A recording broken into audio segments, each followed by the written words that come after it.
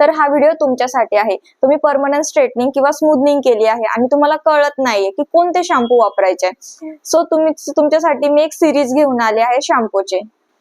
तर आजचा आपला टॉपिक आहे परमनंट स्ट्रेटनिंग केल्यानंतर आपण कोणकोणते शॅम्पू आणि कंडिशनर यूज केले पाहिजे.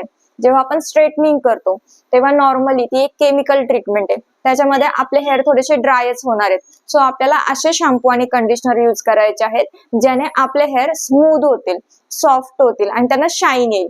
जेव्हा आपण स्ट्रेटनिंग करतो, केराटिन करतो किंवा अजून कुठली ट्रीटमेंट करतो, या सर्व ट्रीटमेंट नंतर कंपल्सरी आपल्याला सिरम हे यूज करायचंच असतं.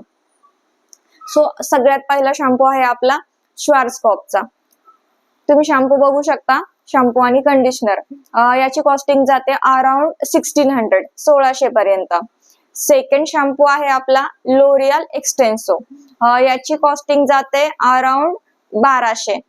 थर्ड आहे आपला स्ट्रिक्स कॅनवा जातो 600 ते 700 पर्यंत.